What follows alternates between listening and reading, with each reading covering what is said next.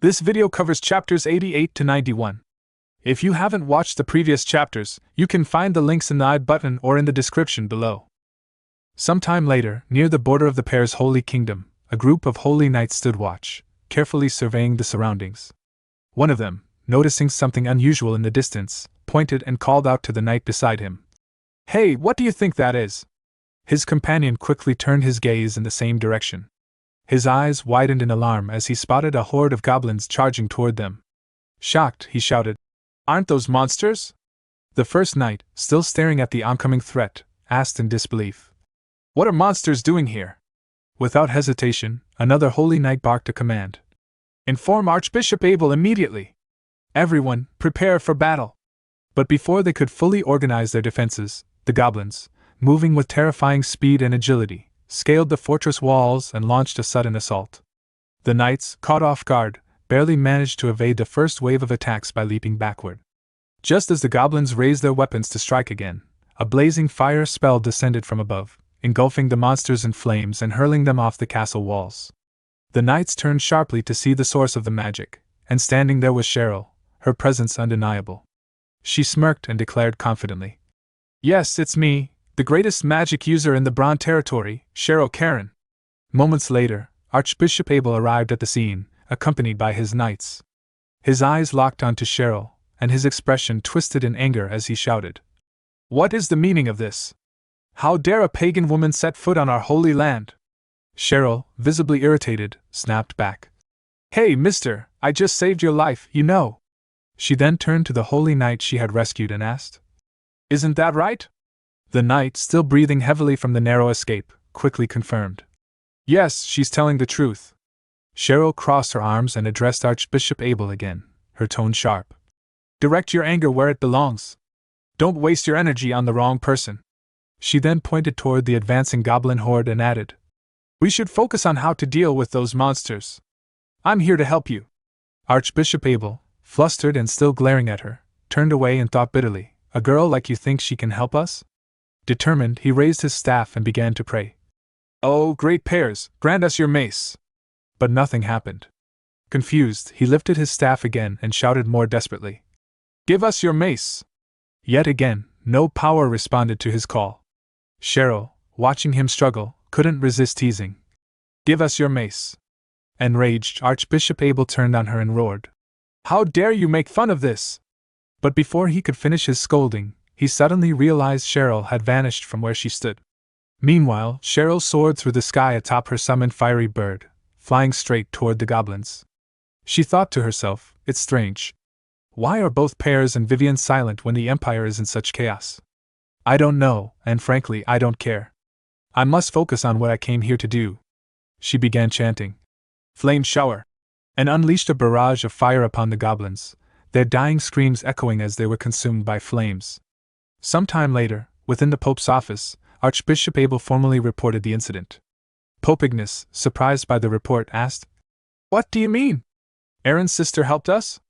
Archbishop Abel explained, "It's exactly as I've said. She was patrolling outside the Brahn territory when she noticed suspicious monster movements. She followed them here and realized they were about to attack us. She didn't hesitate. She put aside her personal grudges and intervened to protect innocent lives. Thanks to her, we avoided severe losses." He continued, his voice serious, "But I fear this won't be the last attack." While dying, several goblins kept muttering the same words, "Our master will return to the castle." I believe these monster assaults are part of the disasters that continue to plague the Empire. Worse, Pears did not respond to my calls. Pope Ignace was visibly shaken.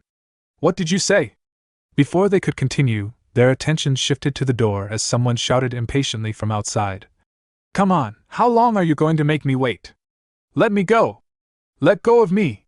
Suddenly, with a loud crash, the doors burst open as Cheryl forced her way in, glaring at the holy knights who had tried to restrain her.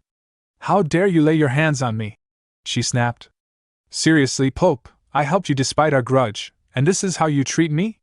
You should offer me proper compensation." Pope Ignace, regaining his composure, said, "I apologize for not expressing my gratitude sooner. Archbishop Abel told me of your bravery." Cheryl waved off the formality. "Spare me the empty words, Mr. Pope. I'm a very practical person. If you receive something, you should offer something in return, don't you agree? Pope Ignace asked calmly. Then, what is it you want? Without hesitation, Cheryl replied. Release Captain Bianca, who was captured by the pair's paladins, and free the holy knights of Vivian. At this, Archbishop Abel erupted. Watch your tongue! Their imprisonment was decreed by the will of the god pairs. Are you asking the Pope to defy divine will? Cheryl glared at him and said sharply. Well, did your great god pairs help you last night when the monsters attacked? Don't tell me you believe pairs sent me here to save you. Archbishop Abel's fury boiled over as he raised his hand to strike her, but Pope Ignace quickly intervened. Patience, Archbishop Abel. We owe her a debt for saving us. Even pairs would show mercy in this situation. He turned to Cheryl and said firmly. Very well. I accept your request. I will release them all and return them to the Brahn territory today. Cheryl smirked. Mr. Pope, you're as smooth as your bald head. All right, absolutely no backsies, okay? She turned toward the door and added with finality. It was nice meeting you, but I hope we never cross paths again. With that, she slammed the door behind her. Archbishop Abel, still flustered, turned to Pope Ignace. Your Holiness, why did you agree to her demands so quickly? Pope Ignace answered calmly. As you said, these monster attacks are clearly part of the disasters plaguing the Empire.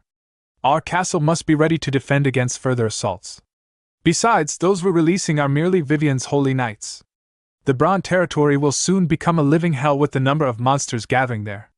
Archbishop Abel's eyes widened in realization. You mean? Pope Ignace nodded. Yes. We will divert the monsters toward the Brahn territory and completely isolate it. That is the true will of the god pairs. The scene then shifted to the frozen lands known as the Curtain of Ice. A portal shimmered open, and Cheryl stepped out, overlooking the village of the giants of the north. This time, I came alone, she thought. But there's no reason to fear.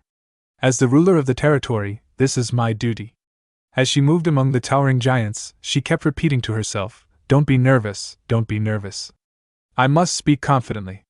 Seated on his grand chair, the blind old chief of the giants turned toward her and said, Just as I dreamed, my vision was not wrong. I'm glad you're here, the other leader of the Brahn territory. Hearing that, Cheryl thinks just as I thought, he knew I would come. If so, this talk will go smoothly. And Cheryl said, Monsters will soon invade the Brahn territory. I need troops, the chief replied. Of course, the provision of manpower is of no matter. We have an alliance with the Brahn territory. However, I think you already know this matter won't go away just by putting out urgent fires. How you overcome this disaster will determine the future of your territory, Cheryl said. I know that. That's why I came here to see you, the chief said. It certainly seems your resolve has grown since past times. I hope you don't repeat the mistake you made in the battle you had with my cousin, Haroldson. Cheryl thinks, why is this bastard bringing up an old story? The chief said. Take 100 giants with you. 1 giant will do the job of 10 human knights. With this, Cheryl returned to Brahn accompanied by 100 giants. Meanwhile, the paladins of Vivian were released from imprisonment by the Holy Kingdom. Quickly, they rejoined the ranks of soldiers who had been guarding the Brahn territory for quite some time under the command of Rommel. Altogether, they formed a military force of hundreds. Cheryl had one goal in this battle. It was to isolate the monsters passing through the Black Forest, and to make sure they did not set foot in the Brahn territory. She took her forces to the border and said to them, We will soon face monsters coming to invade the Brahn territory. Although this invasion is one of the many disasters that threaten the entire empire, we can't just suffer it helplessly. We will protect our citizens and all the powerless people. Rommel's cavalry will be in front and push the enemy back along the forest road. The giants will move through the trees and support them. Paladins and infantry, you will surround the forest and eliminate the remaining monsters. Isolate the monsters in a wide open space. Our ultimate goal is to annihilate them once and for all. Everyone, let us protect the Brahn territory, our home.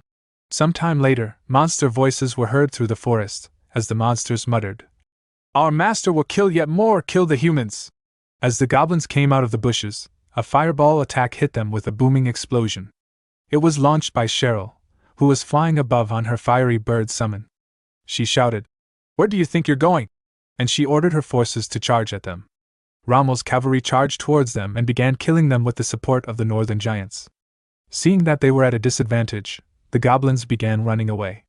Seeing that, Bianca ordered, Paladins and infantry, don't let a single one escape from this forest. They immediately moved and surrounded the goblins, slaughtering them. Seeing that, Cheryl thought, this is easier than I thought. Shall I do my part now? She began preparing her fire attack to launch at the monsters, but to her surprise, a huge spider with one eye appeared behind her and bound Cheryl with its spider web. Bianca noticed it, while Cheryl, seeing the spider monster, muttered, "What's this?" Meanwhile, Bianca threw her sword at the spider, striking its face and shouting, "Get away from her!" The spider turned its attention toward Bianca and leaped down at her, launching several attacks with its legs that Bianca blocked with her shield. Cheryl, who was hanging in the spider web, watching the fight, thought, "What kind of monster is that? Why is it so strong? I can't stay here like this. I have to help Bianca." She burned the web with her fire spell, landed on the ground behind the spider, and immediately launched her fire spray attack, burning the spider and causing it great pain. Seeing an opening, Bianca pierced her sword into the spider's head, killing it. Bianca asked, "Miss Cheryl, are you all right?" Cheryl said, "More importantly, what is this strange-looking bastard?" Bianca replied, "It looks like a combination of two monsters. I've never seen it before either. Could this also be due to the disaster?" Cheryl thought, "I thought only goblins lived in this forest, but if it's filled with monsters like this one..." But her thoughts were interrupted by Rommel, who approached them while riding a horse and shouted, "Miss Cheryl, it is impossible to maintain the camp due to the appearance of a monster we've never seen before. You need to give us another order, like retreat or something." Cheryl thought, "When did the tide turn like this? We can't leave like this. The territory will be in danger. I have to find a solution. I must find a solution." She grabbed her head in frustration. Then she recalled a moment in the past when she had thrown her practiced wooden sword away and said to Rommel, "I'm a magician. I don't need to learn swordsmanship." Rommel chuckled and said, "Still, it's a good idea to learn for your safety." Cheryl replied, "My safety? Who can attack me when my specialty is long-distance attacks? If I shoot fireballs from a distance, I'll never get attacked." Rommel said, "I think you're mistaken because you're inexperienced. Just like swordsmanship has its limitations, magic also has its limitations. Since magic uses elements in the surrounding environment to create changes, casting a spell takes time, no matter how great an archmage one is. That's why many magicians team up with swordsmen, to build appropriate defenses for themselves. Therefore, it is important for a magician to understand swordsmanship. If you diligently study swordsmanship, you'll become a stronger magician who can protect herself." In the present, Cheryl got an idea from that memory and thought, "That's it, a way to protect myself and my territory. Rather than isolating the monsters in this forest, I should let them isolate me." Cheryl thought to herself, "This is the way, I can protect everyone like this." Without hesitation, she quickly cast her summoning spell, and the fiery bird appeared beneath her. Mounting it, she soared into the sky, her voice ringing out across the battlefield. "Attention, commanders! Gather all troops and retreat immediately back to the territory." Her sudden command left the commanders stunned and confused. They exchanged uneasy glances, unsure of why their leader would order a retreat at such a critical moment. Meanwhile, Cheryl unleashed a barrage of fireballs at the pursuing monsters, each explosion tearing through their ranks and instantly drawing their attention. The horde and rage began to follow her, just as she had planned. Flying just ahead of them, Cheryl glanced back and thought, "Yes, just like that. Keep following me." Watching from a distance, Rommel's eyes widened in disbelief. Is she actually luring them on purpose? No way. Realizing what Cheryl was doing, Rommel quickly gathered himself and shouted to his men, "Everyone, retreat! Fall back now!" As the soldiers began their orderly retreat, the monsters focused solely on Cheryl, chasing after her as she flew further and further away from her own forces. Satisfied that she had put enough distance between herself and her troops, Cheryl descended to the ground. Her breathing was steady, her mind focused, and she began preparing her final spell. "I will pour all my mana into this," she whispered to herself. The monsters closed in, unaware of the trap they were stepping into. As soon as they were within range, Cheryl unleashed her most powerful spell. The sky roared as fire rained down upon them, engulfing the horde in a sea of flame. When the dust finally settled, Cheryl stood amidst the smoldering aftermath, her chest rising and falling as she struggled to breathe. Exhaustion overtook her, and her vision blurred. She glanced around, murmuring, "It worked!" But then, to her horror, a few trembling goblins, barely alive, began to rise from the ashes, their faces twisted in desperation as they charged at her. Seeing them approach, Cheryl whispered, "I have no mana left." Her body gave out, and she collapsed to the ground, unconscious. As one goblin swung its sword to strike the defenseless Cheryl, a sudden burst of dark energy erupted around her. The shadowy force lashed out in an instant, killing the goblins before they could land their blows. From within the swirling darkness, a voice echoed, a deep, commanding presence. "Eyeless vessel, until Eyeless is resurrected, your body and soul belong to me. I, Avrak of Chaos, command." The shadow figure vanished just as quickly as it appeared, and Cheryl, momentarily regaining a sliver of consciousness, faintly muttered, "Who is Avrak?" Her head dropped as she slipped back into unconsciousness. It was then that Rommel and Bianca arrived at the scene, panic in their voices as they called out to her. "Miss Cheryl! Are you all right?" But Cheryl did not respond. The next morning, in her chambers at Brahn Castle, Cheryl slowly regained consciousness in her bed. The familiar ceiling greeted her, and as she stirred, Rommel, who had been waiting anxiously by her side, asked, "How are you feeling?" Still groggy, Cheryl softly muttered, "Eyeless." Rommel, puzzled by the strange name, leaned closer. "Pardon?" Cheryl shook her head quickly. "No, never mind." She suddenly realized her state of dress and narrowed her eyes at him. "By the way, what are you doing here? Why are you in my bedchamber when I'm wearing only my nightgown?" Startled, Rommel flushed and stammered, "I'm glad you're all right. I'll leave now." Without another word, he bolted out of the room. Cheryl sighed, muttering, "What a fool. He could have at least called a maid instead of waiting here alone." Her mind drifted back to the battle, recalling the terrifying moment when Avrak took control of her body. What was that? Eyeless. Avrak.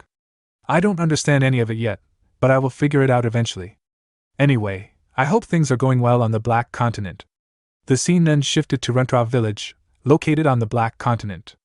The villagers were moving in eerie unison, like puppets pulled by invisible strings, their eyes vacant, their movements slow and lifeless.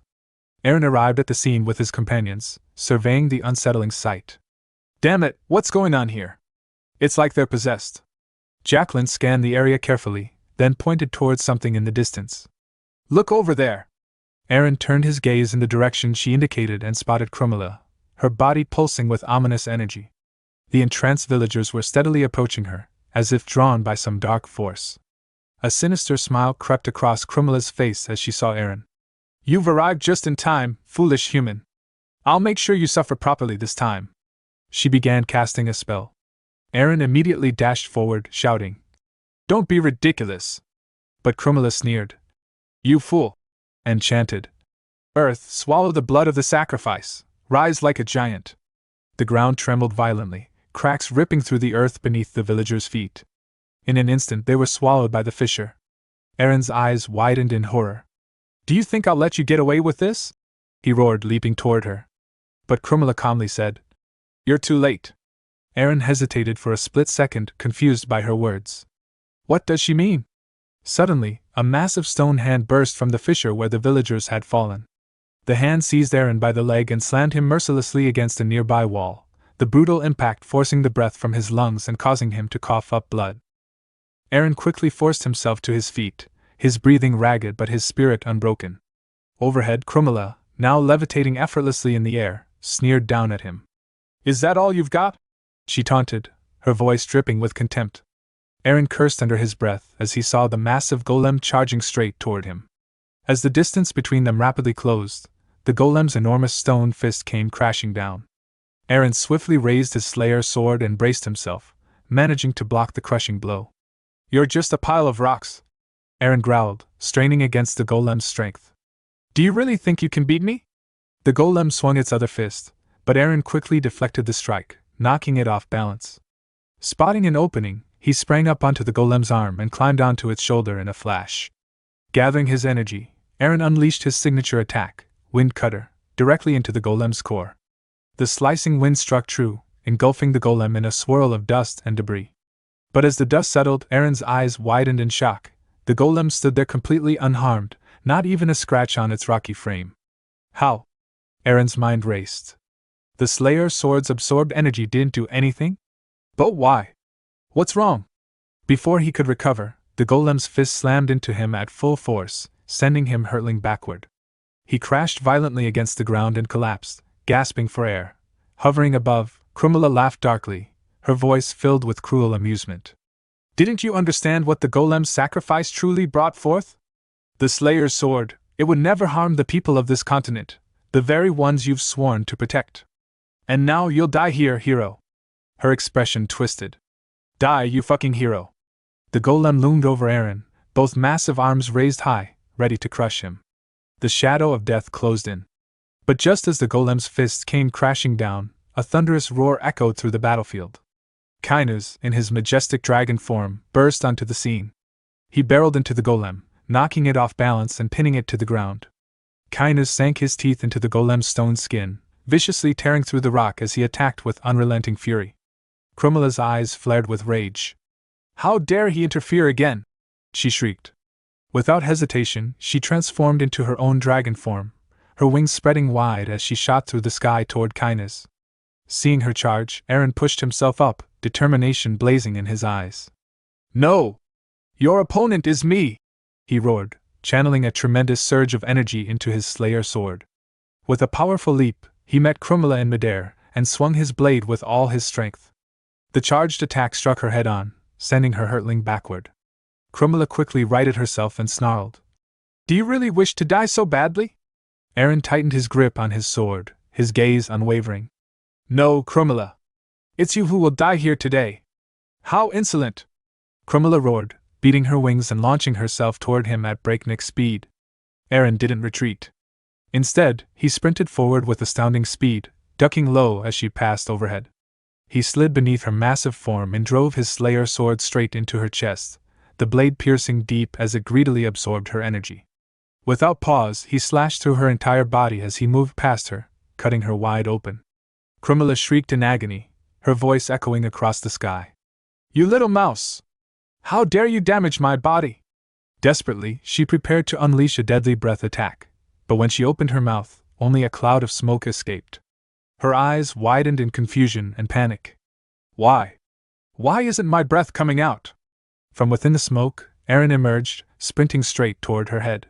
He gripped his sword tightly and gathered his remaining strength for one final, decisive strike. This is the end! With a fierce swing, he launched his wind cutter, slicing clean through her neck. Her severed head hit the ground with a heavy thud, followed by the collapse of her lifeless dragon body.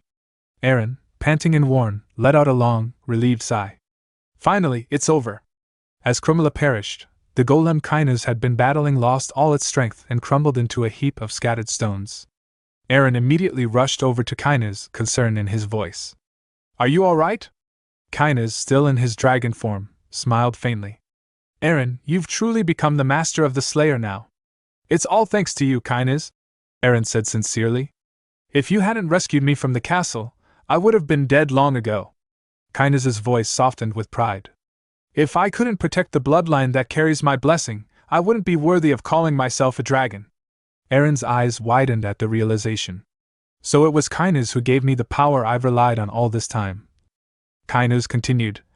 I too would have been enslaved by my sister's will for the rest of my life if it weren't for you. But now you've grown so much, enough to surpass even the blessing I gave you. His expression turned resolute. It's time for me to fulfill a duty I've long neglected. With those words, Kainos reverted to his human form and lowered himself to one knee before Eren. I, Dragon Kainos, now reveal my true identity to you, Eren Karen, the hero who defeated the legendary dragon Kremla and became the rightful master of the Slayer sword. From this moment on, I pledge my soul to you for eternity. A blue crystal, radiating a soft light, emerged from Kainos' chest and slowly drifted toward Eren. Eren stared in surprise. What's this? Raise your hand, Eren. Kainos instructed calmly. Complete the oath. Eren, still slightly hesitant, extended his hand. The crystal sank into his palm, completing the pact between them. Kainos rose to his feet with a renewed spark in his eyes. All right. Now, shall we begin our conquest of the Black Continent, Your Grace? We got plenty more where that came from. Hit the subscribe button and stay tuned for even more amazing content.